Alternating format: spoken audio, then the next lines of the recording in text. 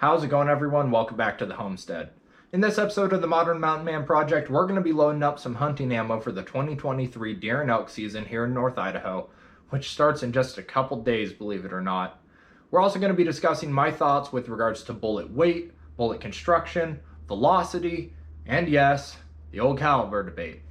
Now, linked down below in the description is going to be all the timestamps for this video, as well as a link for the previous video where I discussed my hunting rifle. And before we talk about the load data, I gotta make the lawyers happy. Please do not copy anything I do in this video or any of my previous videos for that matter at home or on your own. Anything I do is not meant to be replicated, especially something like this. You can get seriously injured. Please learn how to reload on your own. Please work up your own load data on your own with your own guns. What works in my gun may not work in your gun. What works in my gun may blow up your gun. So please just do your own homework. Don't just copy what I'm doing here. Use it as a jumping off point, like always. Have we made the lawyers happy? They're good? They're good? Okay, lawyers are happy. There's nothing fancy with regards to what I'm doing here, ladies and gentlemen. The only thing out of the ordinary with regards to this load is we're using Superformance powder. Now, Superformance gets a bad rap, but it has been the most successful 30-06 powder that I have been able to use with my own personal experience out of my own gun. This powder gets a very bad rap for being unstable. I've heard people literally say that some days you'll get great groups and great velocities, and other day you'll get erratic groups, and horrible velocities. I haven't had that experience. This has been the most consistent powder for me. And I know some people are looking at me crazy for picking this over Varget, but I'm sorry, I don't like Varget strictly because it's an extruded powder, meaning there's just little sticks of powder essentially, and it doesn't meter very well. If I can't have a consistent measure of the powder round to round, then I'm not going to have consistent velocities or accuracy round to round. So that's very important to me, to have consistent loading from shot to shot. And for those of you who don't want to watch the entire video to hear the load data, I'm going to give it to you right here at the beginning. All we're doing is using 59 grains of Superformance with Winchester standard large rifle primers. We're trimming the brass to 2.484 inches. We're using 180 grain Nosler partition spire points. We have a max case overall length of 3.34 inches. That's it. There's nothing magical about this. I didn't do any voodoo to this round to make it shoot so well, but it is giving me 2.38 feet per second as a standard deviation. And again, there's the velocities. For those of you wondering why there's only 4 numbers instead of 5, because I had a repeat. And even though these rounds are very close to each other, you never count a repeat. So, gave me a very good standard deviation, but I only counted 4 of the shots.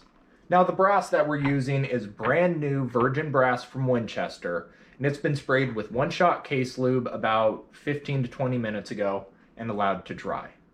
And even though it's brand new brass, we are following all the same procedures that we would if it was once fired brass, because even though it's brand new straight from the factory, it's not ready to load. So I'm going to be sending all these cases through the depriming and resizing die, like I say, as if they were once fired brass. Even though there's no primers, I want to make sure the mouth of that case is right to spec. You know, we don't have any bumps, nicks, dings, nothing like I showed you right there. And since it's already sprayed with case lube, it should be good to go. Now, as you can see, I have a Hornady setup, and the good thing with Hornady dies is once you set them, you can basically forget them.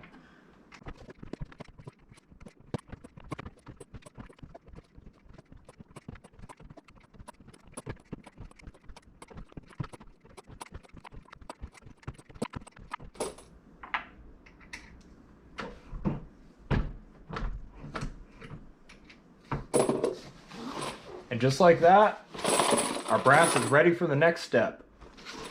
Unfortunately, this next step is by far the most tedious of the entire process. I need to make sure that all these cases are 2.484 inches long.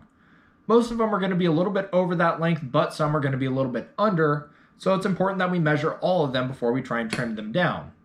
The ones that are too short are going to be set aside and strictly used for target practice, and the ones that are too long get to have a little bit taken off the top from the case trimming tool. And I'm only taking a little bit at a time because it's a lot easier to take more off than it is to put it back on.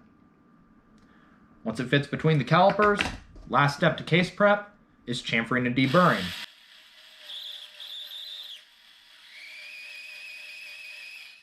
And with that, this case is ready for a primer, powder, and a bullet. Once I go through and do that for all 50 cases, I'm going to remeasure all of them. And again, any short ones are going to be set aside and used for target practice. I'm then going to try and find the top 10 most consistent cases and use those for my 10 perfect rounds.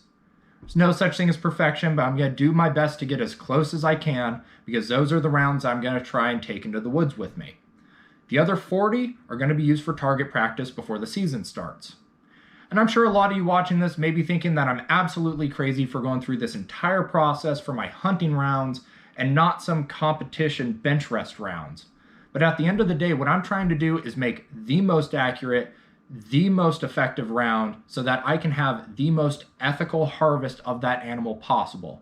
I owe it to that animal and I want to honor that animal, so I'm going through all this process just to do that. So it's time to prime, and there's really only two things that I think I do different from other people.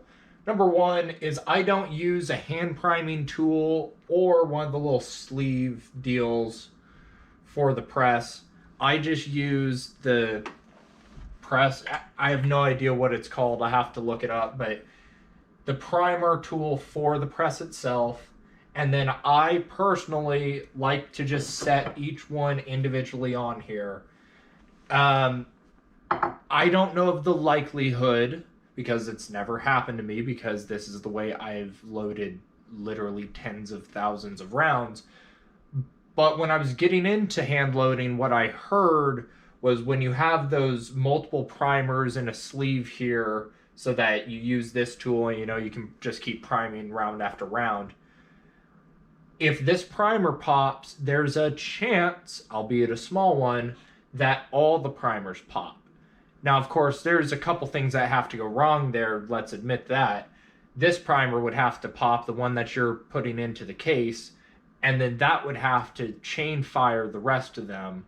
So there's multiple steps to this process, but I've never had that happen because I've never run that risk. I've always done it this way. The other thing is I use a plate to just catch all the primers. That way they don't go running everywhere. This is kind of a constant aggravation, for people. But just like that, all the primers are easily captured. And except for one of them, I have 51 primers, and I don't know why I thought I had 50. So regardless, all but that one oddball is face up, ready to prime. And all we gotta do, drop it in the pocket, get a case. There we go. Case is primed. 49 more times and we're putting powder in these guys.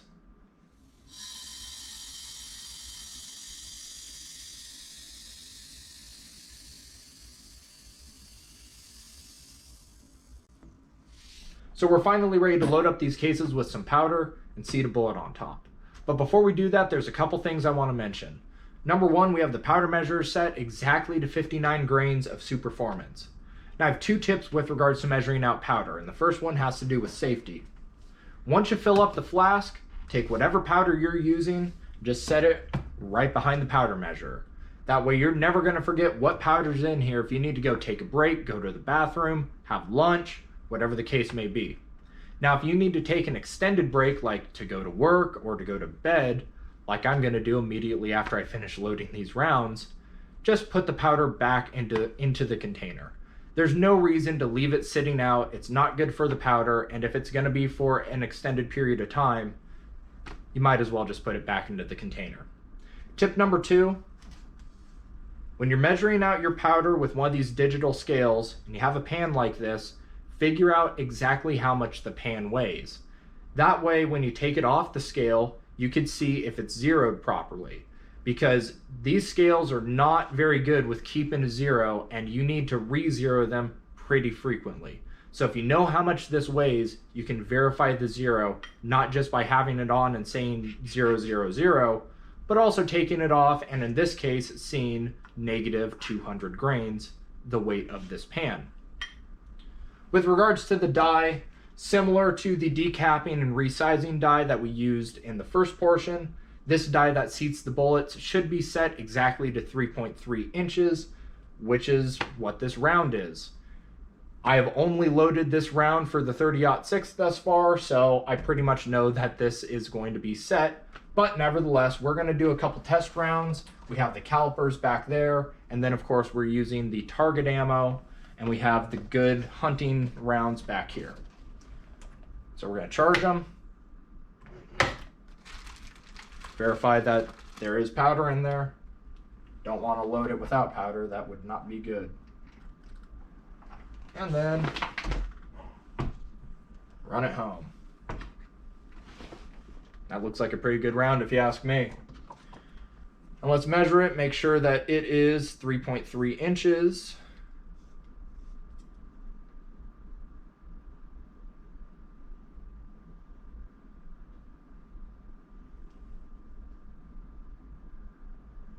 And we are bang on the money at 3.3 inches.